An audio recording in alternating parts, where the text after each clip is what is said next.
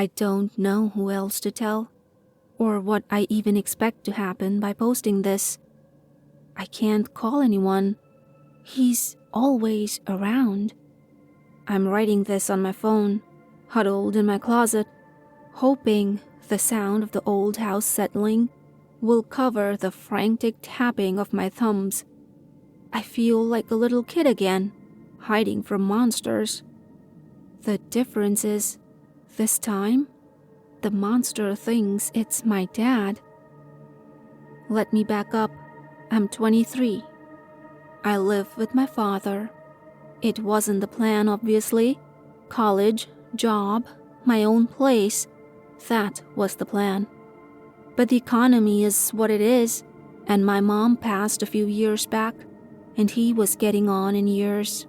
He's retired, and his pension is just enough to keep the lights on in this old house. It wasn't a bad arrangement.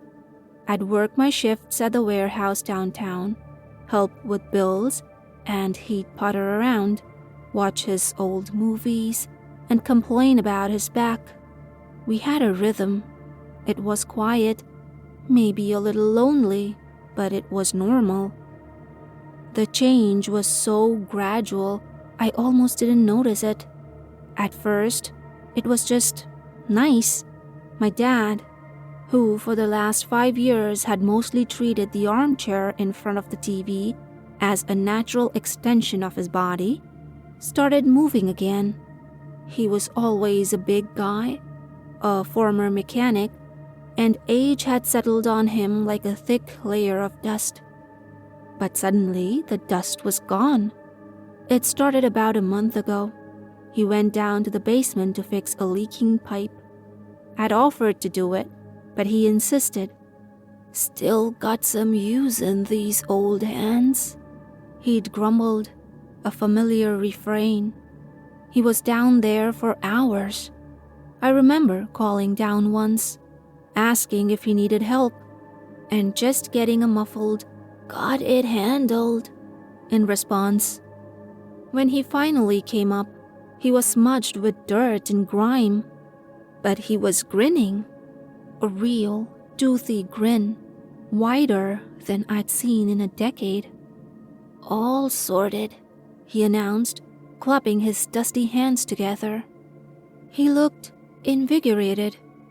I just figured he was proud of himself for handling the repair. The next morning, I woke up to the smell of bacon and the sound of birds chirping outside. That wasn't unusual.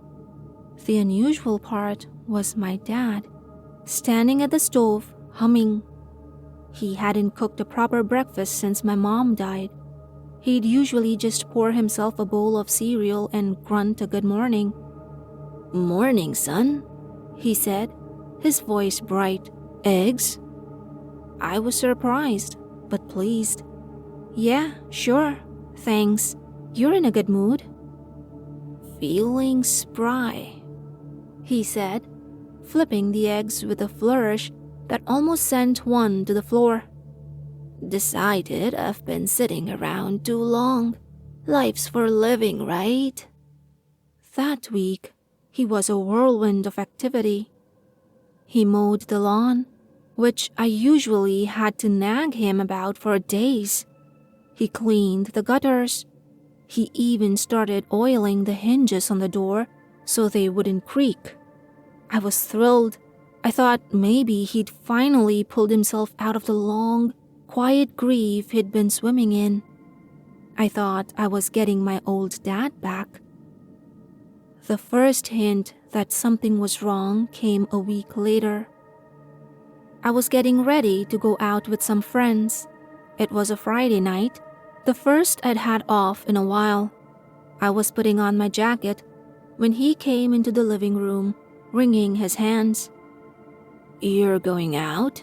he asked. His voice had lost its cheerful edge. It was tight. "Yeah, just for a few hours, grabbing a beer with a couple of guys from work." He winced and put a hand on his chest.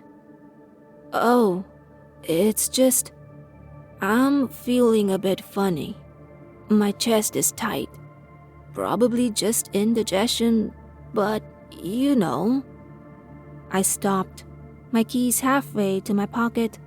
His face was pale. I felt a surge of guilt. Are you okay? Should I call someone? No, nothing like that, he said quickly, waving a dismissive hand.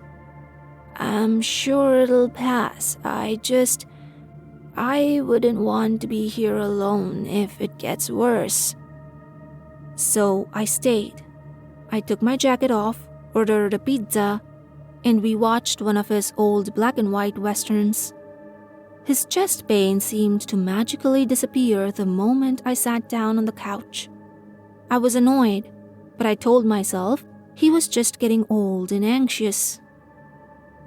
The next time I tried to leave, a few days later, it was his back. He claimed it had seized up so badly he couldn't get off the sofa to get a glass of water. I spent the evening fetching things for him, rubbing his shoulders, and listening to him groan. The moment my friend called to ask where I was, and I said I couldn't make it, he suddenly felt a little bit better and managed to get up to use the bathroom on his own. It became a pattern. Every single time I made a plan to leave the house, for any reason other than my work shifts, he would develop some sudden, debilitating ailment. A migraine, dizziness, a stomach bug. It was so transparently manipulative that I got angry and we had a fight about it. I can't be your prisoner, I yelled one afternoon after he'd faked a coughing fit to stop me from going to the grocery store. I need to have a life. His face crumpled, not with anger, but with a deep, profound sadness that completely disarmed me. I just need you here, he whispered. Is that so much to ask? I get lonely. What could I say to that? I felt like the world's biggest jerk. I stayed home, again. But the active, energetic dad was still there. In between his sudden episodes, he was a dynamo. He repainted the porch. He fixed the wobbly fence in the backyard. He was up at dawn, gardening with a fervor I had never seen. He was stronger, faster. He'd carry in all the groceries in one trip, bags hanging off his arms without even breathing heavily. My dad, who used to get winded walking up the stairs, it was a contradiction I couldn't reconcile. The real fear, the kind that crawls up your spine and lives in the back of your throat, started with the sun. We were in the backyard. He'd been weeding the flower beds my mom had planted years ago, and I was sitting on the steps, scrolling through my phone. It was a bright, cloudless afternoon. The sun was beating down, casting long, sharp shadows across the lawn. I noticed my own shadow, a dark, stretched-out silhouette of a man slouched over a phone. I looked at him, on his knees in the dirt, and I saw the shadow of the rose bush, the shadow of the fence, the shadow of the bird bath, but not his. He was a solid figure in the blazing sunlight, but the ground around him was unbroken, pure, bright green. There was no shadow. I blinked. I rubbed my eyes. It had to be a trick of the light, an optical illusion. I looked away, then looked back. Still nothing. A perfect, shadowless man in a world full of shadows. A cold knot formed in my stomach. "Hey, Dad," I said, my voice sounding thin and strange to my own ears. "Can you give me a hand with this?" I pointed to a heavy terracotta pot on the other side of the patio, a spot in direct, unforgiving sunlight. He looked up, and for a second, I saw something in his eyes.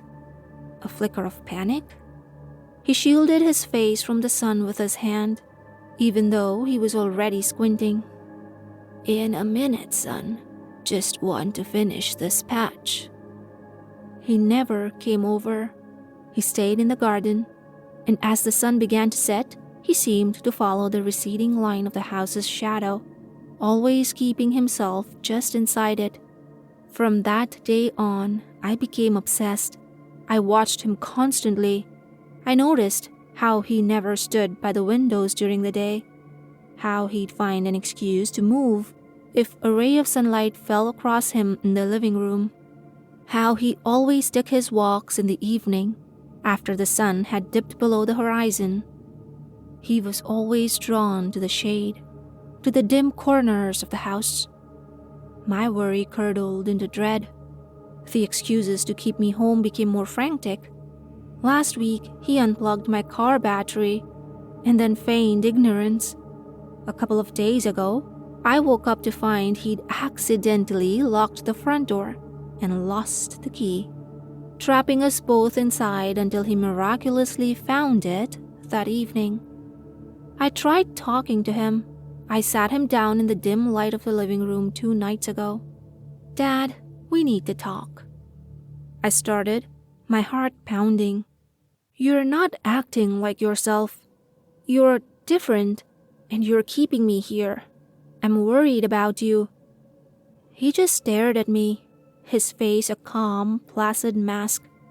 The energetic, smiling man was gone, replaced by something still and watchful. "I'm fine, son. Never been better.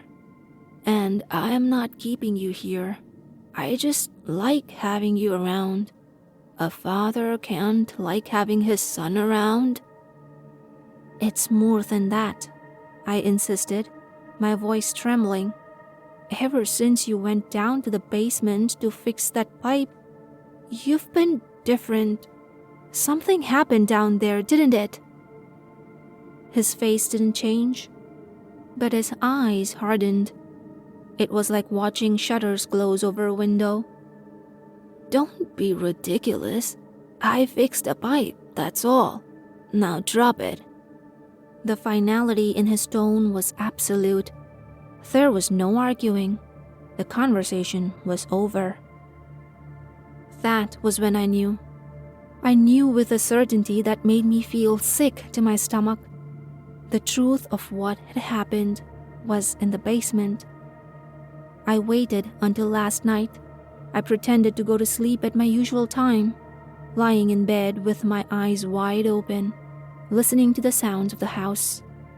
I heard him moving around downstairs, the soft, almost silent footsteps that were another new development. My old dad used to stomp around like an elephant.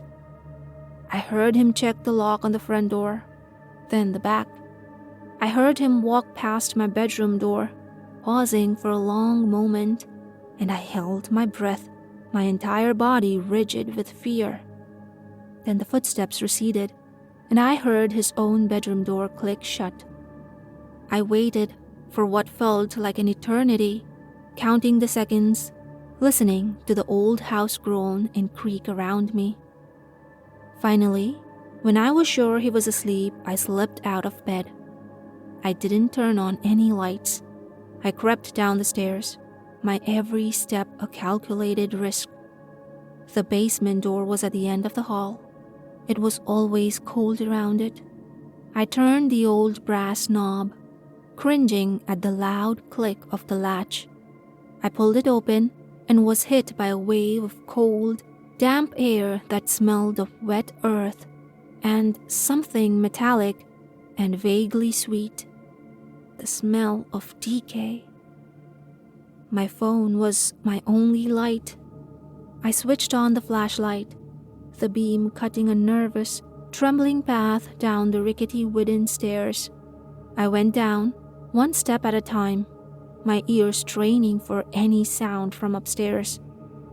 The basement was as I remembered it: concrete floor, stone walls, junk piled in every corner, old furniture under white sheets like sleeping ghosts, boxes of my mom's things, my old toys. The air was thick and heavy. I pointed my light toward the back wall, where the main water line came into the house. That's where he'd been working. I saw his old toolbox lying open on the floor. A pipe wrench was next to it, and the section of copper pipe he'd been working on looked new, clean.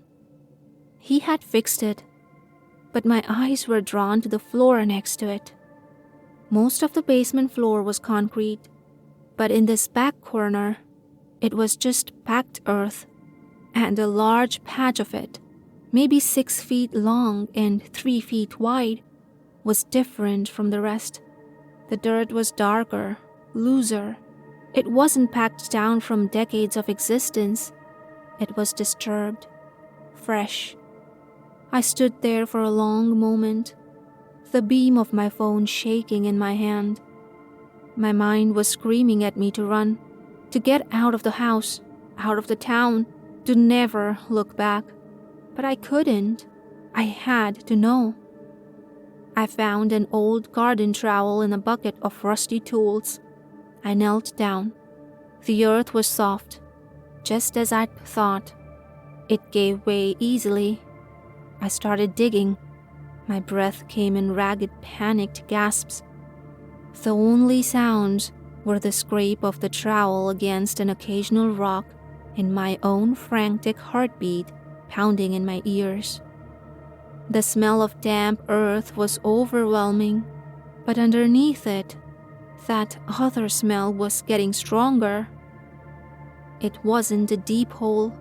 Maybe a foot down, my trowel hit something soft. Not a rock. I recoiled, dropping the tool. My hands were shaking so badly I could barely hold my phone steady. I forced myself to reach into the loose soil. I closed my eyes and my fingers brushed against fabric. Denim. The worn, familiar texture of my father's work jeans. I scrambled back, gasping for air, but I knew I had to see. I had to be sure. With tears streaming down my face, I used my hands, clawing at the dirt, pulling it away. First, a leg, then a torso, wearing his favorite faded flannel shirt, and then the face. It was him, my dad. His eyes were closed, his mouth slightly open. His skin was pale and waxy, and there was a dark, ugly gash on the side of his head, matted with dried blood and dirt. He looked peaceful, in a horrible final way. He looked like he'd fallen from the stairs, hit his head, and it had all been over in an instant. I stared at his face, the real face of my father, and a sound escaped my throat, a strangled sob of pure horror and grief. He was gone. He'd been gone for a month, lying here in a shallow, unmarked grave, while I had been living with...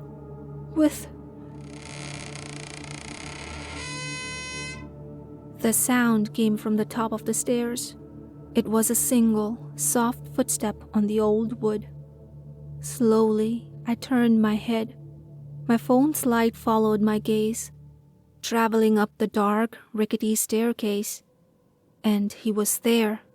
He was standing at the top of the stairs, a dark silhouette against the faint light of the hallway. He was just watching me. I couldn't see his face, but I could feel his eyes. I was frozen, kneeling in the dirt next to my father's corpse, a cornered animal. He took another step down, then another. He moved with a quiet, fluid grace that my real father had never possessed. The flashlight beam caught his face as he neared the bottom of the stairs. He was wearing my father's pajamas. He had my father's tired, wrinkled eyes. He had my father's graying hair. And he was smiling. It wasn't a malicious smile. It wasn't a triumphant one. It was sad, infinitely sad. A smile full of a pity that was more terrifying than any rage. I knew you'd find your way down here eventually, he said. His voice was my father's voice, but without the gravelly, smoke-worn edge. It was smoother, calmer. I'm sorry you had to see this. I couldn't speak. I could only stare, my mind a screaming void. I scrambled backward, away from him, away from the body, until my back hit the cold stone wall. He stopped a few feet away from the shallow grave, looking down at the body with the same mournful expression. It was an accident, he said softly. The second to last step. It's rotten. He was carrying the heavy wrench. His balance was off. He fell. He hit his head on the concrete floor right there. It was quick. He didn't suffer. He looked at me, his eyes full of a strange, deep empathy. His last thought? It was for you. He was worried about you. Worried you'd be all alone. My voice finally came back, a raw, terrified whisper. What are you? He tilted his head, a gesture that was so familiar, yet so utterly alien. I'm him, he said, and I'm not. You know how every person casts a shadow?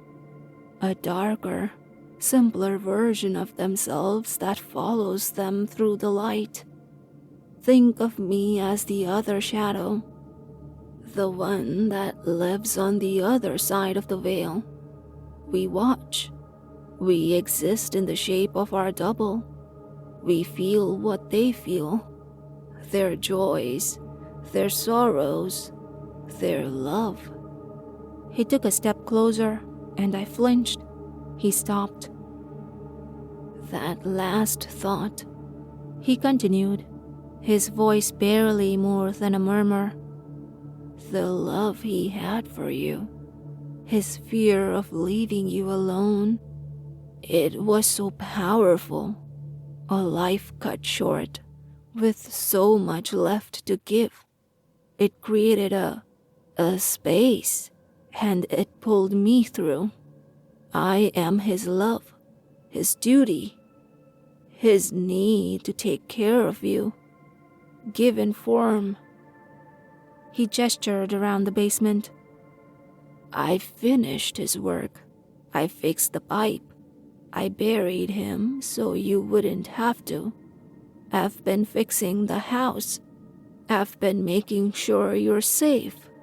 I've been trying to be a good father. The words were insane, but in the cold, damp air of that tomb, they felt horribly, undeniably real. My dad is dead, I choked out, tears blurring my vision. Yes, the thing in his skin said, and the sadness in its voice felt genuine. He is, and I am so sorry for your loss, but I am here now. It took another step and another, until it was standing right over me. It knelt down, so we were at eye level. Its face was inches from mine.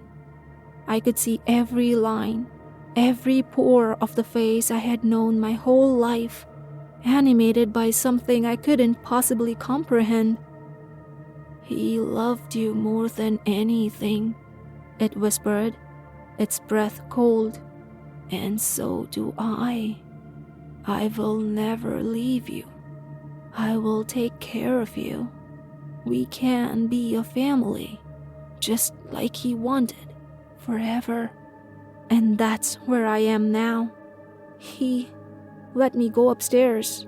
He walked behind me the whole way.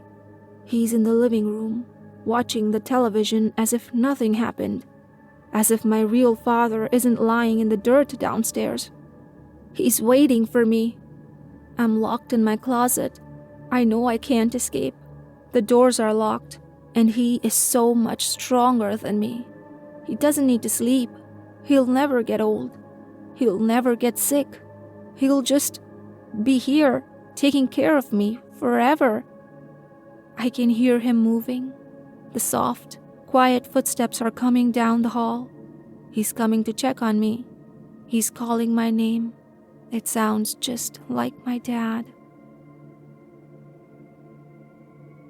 The horror doesn't end here. Choose the next nightmare for more chills.